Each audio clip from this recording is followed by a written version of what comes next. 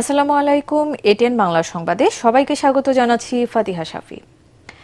দেশের স্বাধীনতা ও সার্বভৌমত্ব রক্ষায় ৭ নভেম্বরের চেতনায় সকল জাতীয়তাবাদী শক্তিকে ঐক্যবদ্ধ হয়ে শক্তিশালী গণতন্ত্র বিনির্মাণ করার আহ্বান জানিয়েছেন বিএনপির ভারপ্রাপ্ত চেয়ারম্যান তারেক রহমান।